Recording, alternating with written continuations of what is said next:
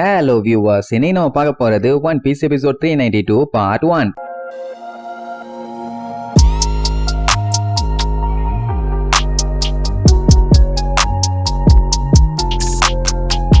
Open பண்ணா போன பாட்டுல ஒரு சம்பவத்தை பார்த்துட்டு நம்மளுக்கு ஃபீலிங்ஸோட உட்கார்ந்துட்டு இருந்தாங்கல்ல, அந்த டைம்னு பார்த்து ஒரு குரூப் நம்ம லூஃபியா பார்த்துட்டானுங்க. அதுவும் 300 மில்லியன் பெரிஸ்னு வேற தெரிஞ்சு போச்சு. இனி விடுவானுங்களாம் அட்டாக் பண்ண ஆரம்பிப்பானுங்க. நம்ம பையனும் ஜாலியா சண்டை போட ஆரம்பிப்பான். அவங்க எல்லாம் விட நம்ம ப்ரூக்கு தான் செம காமெடி. எல்லாத்துக்கிட்டையும் சும்மா ஃபன் பண்ணி விளையாண்டுட்டு இருப்பான். அவனுக்கு சண்டை போன செம ஜாலியா இருக்குது. இங்க லூஃபியா ரவுண்ட் கட்டிட்டு எல்லாரும் பார்த்து அவனை ஜாக்கிரதையா அட்டாக் பண்ணுங்க. ஏன்னா அவன் குரங்கு மாதிரி எப்ப என்ன பண்ணுவான்னு சொல்ல முடியாது. செம வேகமா இருப்பான்னு வேற சொல்லுவானுங்களா. லூஃபி சும்மா வளைச்சு அடிப்பான். உங்கூட்டடி எங்கூட்டடியில ஊடு கட்டி அடிப்பான். சாப்பர் இங்க ஒரு சைடு அடிச்சு தெரிய விட்டுட்டு இருப்பான். இதெல்லாம் பார்த்தோன்னே அவனுக்கு தெளிவா தெரிஞ்சு போச்சு, லூஃபி மட்டும் இல்ல அவனோட மொத்த கூட்டமுமே பயங்கர ஸ்ட்ராங்கா இருக்காங்கன்னு. வேற யார தூக்கலான்னு அப்படியே சுத்தி முத்தி பார்க்கும்போது அங்க கேமி நின்னுட்டு இருப்பாளா. அவளை புடிச்சு வச்சு மிரட்டினா எல்லாரும் சைலண்ட் ஆயிடுவானுங்கன்னு நேரா அவகிட்ட போவான். இங்க ஹச்சின் வேற அங்க பயங்கரமா சண்டை போட்டுட்டு இருக்கான். ஆனா நல்லவேளை பாத்துருவான். அதனால அவளை பிடிக்க போறதுக்கு முன்னாடி காப்பாத்தணும்னு வேகமா வருவான். ஆனா அதுக்கு முன்னாடி லூஃபி வந்து கம் பசூக்கான்னு சொல்லி ஒரே அடி அவளாதான் தெரிச்சிருவான். இதுக்கப்புறம்லாம் அவனால எந்திரிக்கவே முடியாது, அப்படி ஒரு அடி. சோ இப்படி சண்டைய சும்மா மாசம் போட்டு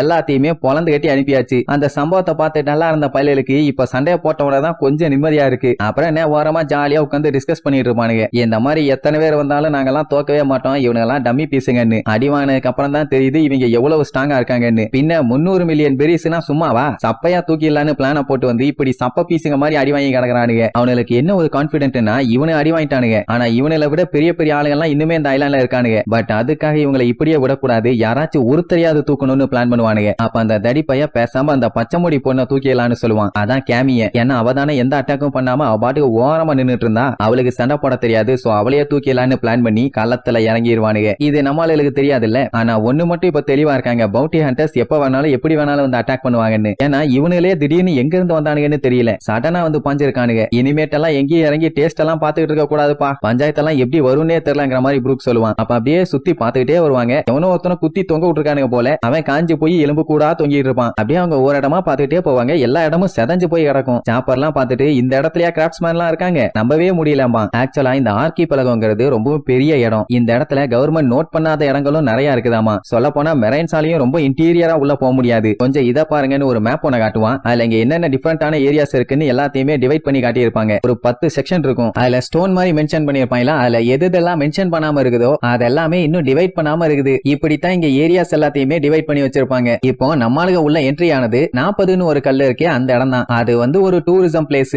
அங்கதான் சுவீனியர் ஷாப்ஸ் எல்லாம் நிறைய இருக்கும். அப்படியே அதுக்கு பக்கத்துல இருக்கே 30, அது அம்யூஸ்மெண்ட் பார்க் இருக்க ஏரியா. சொல்ல போனா அதான் சென்டர் ஆஃப் சபோடி பார்க். அடுத்து 60 இருக்குதே, அது கொஞ்சம் பயங்கரமான ஏரியா. அத நாவல் போஸ்ட்னு சொல்லுவாங்க. அங்கதான் இந்த கவர்மெண்டோட ஆளுங்க எல்லாம் வருவானுங்க. சொல்ல போனா அதுதான் இந்த மொத்த இடத்தோட ஃப்ரண்ட் டோர். அப்ப இப்ப இவங்க போயிட்டு இருக்க இந்த ஏரியா என்னன்னு கேட்டா, இது வந்து க்ரோ 16 1ல இருந்து 29 வரைக்கும் எந்த ஒரு லாவுமே இல்லாத ஒரு ஏரியா. அதனாலேயே இந்த ஏரியால ஏகப்பட்ட பவுண்டி ஹண்டர்ஸ் வெறி உண்டு சுத்திட்டு இருப்பானுங்க. இத சொன்ன உடனே சாப்பருக்கெல்லாம் அள்ளு விடும். அட பாவி சண்டால பயில, இத முன்னாடியே சொல்ல மாட்டியாடான்னு. இப்படி எல்லாம் இருக்கும்னு தெரிஞ்சிருந்தா இவன் பேசாம ஜோரோ செஞ்சு கூடயே போயிருந்திருப்பானாமா. அவன் அதெல்லாம் ஒண்ணும் கவலைப்படாத, இப்ப நம்ம போறது க்ரோ 13th. அங்க போயிட்டா எந்த ஒரு பஞ்சாயத்து இருக்காதுமா. பட் இருந்தாலுமே சாப்பருக்கு இன்னும் பீதி இருக்கத்தான் செய்து. இதுல இடையில வேற நம்ம ப்ரூக் வேற காமெடி பண்றேங்கிற பேர்ல கடுப்பேத்திட்டே வருவான். அப்படியே இவங்க பொறுமையா ஊட்டிட்டே ஒரு வழியா 13ஆம் நம்பருக்கு வந்து சேர்ந்துருவாங்க. அங்கதான் ஷிப்புக்கு கோட்டிங் கொடுக்கறவன் இருக்கான். மேலதான் அவனோட பில்டிங் இருக்குது. அவனும் ஃபிஷ்மேனான்னு கேட்டா கேமிக்கு தெரியல, ஏன்னா இது வரைக்கும் அவனை மீட் பண்ணதே இல்லையாமா. பட் அவங்க கேள்விப்பட்ட வரைக்கும் அவன்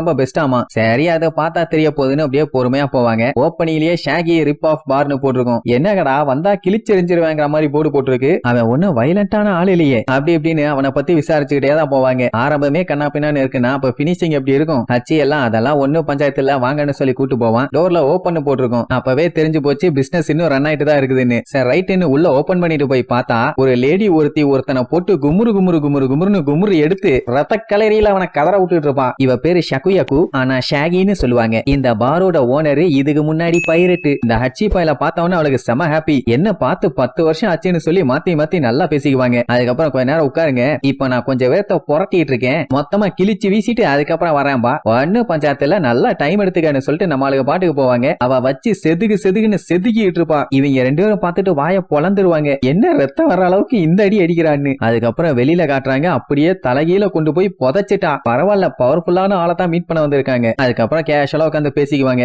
எல்லாம் எப்படி போயிட்டு இருக்குது என்ன ஏதுன்னு. அப்ப அந்த ஹச்சி நான் டகையாக்கி ஷாப் வச்சிருக்கேன்பா. சரி ரைட்டு சூப்பர், உங்களுக்கு ஏதாச்சும் நான் குடிக்கிறதுக்கு கொண்டு வரேன்னு சொல்லிட்டு திரும்பினா ஆல்ரெடி அவளோட ஃப்ரிட்ஜை திறந்து சூறையாடிட்டு இருப்பானுங்க. அவளாதான் சாப்பருக்கு பாதி உயிரே போயிடும். ஏன்னா இதுக்கு முன்னாடி அவ என்ன அடி அடிச்சு துவைச்சு தொங்க போட்டு காய போட்டு அதுக்கப்புறம் பிழிஞ்சு புதைச்சிட்டு வந்தா. அதே மாதிரி நம்மளாலையும் கிழிச்சு வீசிடுவாளோன்னு பயம். சோ ஒழுங்கா விட்டுட்டு வாங்கடா, இல்லன்னா பிரித்துருவான்பா. ஆனா அவ அதெல்லாம் எதுவும் சொல்லல. பரவாயில்ல நல்லா சாப்பிடுங்க, உனக்கு பிடிச்ச மாதிரி ஐட்டமும் என்கிட்ட இருக்குன்னு சொல்லி காட்டன் கேண்டி எல்லாம் சாப்பருக்கு கொண்டு வந்து கொடுப்பான். சரி ரைட்டுன்னு அவனும் சந்தோஷமா வாயில் எடுத்து வச்சா அதோட விலை வெறும் 1,00,000 பெரிஸ் தான் சொல்லுவா. அவ்வளவுதான், நம்மளோட மூஞ்ச பாக்கணுமே, பேய் அடிச்ச மாதிரி ஆயிரும். என்கிட்ட அவ்வளவு பணம் இல்லன்னு சொல்லிட்டு பதறுவான். அட நான் சும்மா கிண்டல் பண்ணேன், அச்சியோட ஃப்ரெண்டு நீங்க, உங்ககிட்ட போய் நான் எப்படி சார்ஜ் பண்ணுவேன்பா. அவளுக்கு நம்ம லூஃபிய பத்தியே நல்லாவே தெரிஞ்சிருக்குது. ஏன்னா இவனை பத்தி தானே எல்லாருமே பேசிட்டு இருக்காங்க. எப்பவுமே தகவல்ல அவ அப் டு டேட்ல இருப்பாளாமா. இதெல்லாம் வச்சு பார்க்கும் போதே தெரியுது இப்ப லூஃபி எந்த அளவுக்கு ஃபேமஸா இருக்கான்னு. அவளுக்கு இவங்க க்ரூல இருக்க எல்லாத்தையுமே நல்லா தெரியும். ஆனா இந்த ஸ்கெலிட்டனை இது வரைக்கும் நான் பார்த்ததே இல்லையாம்பா. அட அவன் இப்ப லேட்டா தானே வந்து சேர்ந்தான். உடனே அவனை பத்தி இன்ட்ரோடியூஸ் பண்ணிக்குவான். நான் செத்து போய் பொழைச்சு எலும்பு கூட வந்தவன், என் பேரு ப்ரூக்கு, உங்களை மீட் பண்ணதுல சந்தோஷம்னு சொல்லிட்டு அவங்கிட்ட ஜாலியா பேசுவா. உடனே அவனுக்கும் செம ஹாப்பி, அவனுக்கு மண்டையெல்லாம் பிச்சுக்கும், அந்த அளவுக்கு சந்தோஷம். இவன் என்னதான் கேவலமான கேள்வி எல்லாம் கேட்டாலும் அதுக்கேத்த பதில் எல்லாம் அவ சொல்லிட்டே இருப்பான், அதுவும் கோவப்படாம. உடனே எல்லாம் மண்டையை பிச்சுக்குவாங்க, அட பைத்தியக்கார பையில ஏன்டா அப்படி பண்ணிட்டு இருக்கேன்னு. சோ இப்படியே சூப்பரா பேச்சுவார்த்தை போகும்போது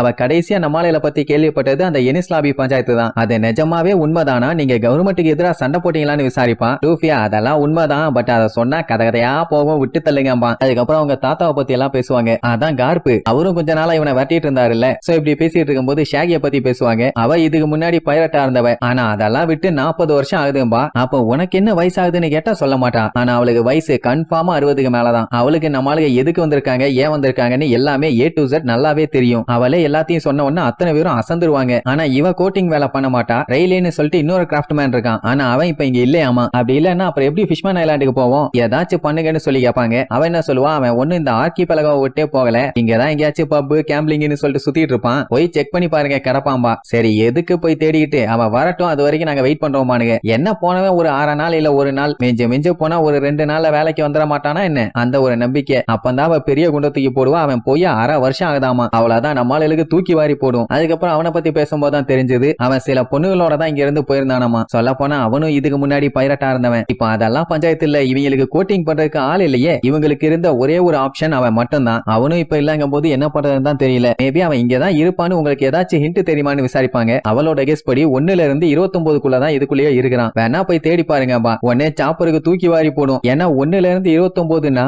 அதுக்குள்ள கவர்மெண்ட்ல எல்லாம் இல்லாத டெரிட்டோரி இருக்குது இல்ல, அங்க எல்லாம் கொள்ளக்காரனுங்க கொலகாரனுங்க எல்லாம் வெறி பிடிச்சு திரிவானுங்களே, என்ன பண்றதுன்னு பீதி. சொல்ல போனா அவன் ரொம்ப ஃபேமஸான ஆளு. அவனால எங்கேயுமே ஒரு இடத்துல ரிலாக்ஸ் எல்லாம் பண்ண முடியாது. ஏன்னா நேவி ஆளுங்க அவனை வாட்ச் பண்ணிட்டே இருப்பானுங்க. வேணா அந்த சபோடி பார்க்ல செக் பண்ணி பார்க்கலாம், அங்க கூட இருக்க வாய்ப்பு இருக்கும்பா. அதான் அந்த அம்யூஸ்மெண்ட் பார்க். பட் அண்ணே 50 பேருக்கு செம ஹாப்பி, ஏன்னா அங்க போனா ஜாலியா விளையாண்டுக்கலாம்ல, வாங்க அங்க உடனே போலான்னு சொல்லி கத்திட்டு கிடப்பாங்க. ஆனா அவ ரொம்பவும் சந்தோஷப்படாதீங்க, என்ன ஆனாலும் சரி நீங்க ரொம்ப கேர்ஃபுல்லா இருக்கணும். எனக்கு கிடைச்ச இன்ஃபர்மேஷன் படி இவளையும் சேர்த்து 11 பேரு சபோடி ஆர்கிபெலகோல இருக்காங்க. சொல்ல போனா அவங்க எல்லாம் ரொம்ப முக்கியமான ஆளுங்க. அவங்க எல்லாத்துக்குமே 100 மில்லியன் பெரிஸ்க்கு மேலதான் பவுண்டி இருக்கு. அவ அப்படி சொன்ன கேட்டே ஆடி போயிடுவாங்க. 11 பேரு 100 மில்லியன் பெரிஸ்க்கு மேலையான்னு. சோ எல்லாம் வெறி கொண்டு தேடிட்டு இருப்பாங்க. மாட்டினா சங்குதாம்பா. அவ்வளவு நேரம் சிரிச்சுக்கிட்டே இருந்த லூஃபி பயங்கர டெரரா மாறதோட இந்த எபிசோடுக்கு எண்டு கார்டு போட்டு முடிக்கிறாங்க.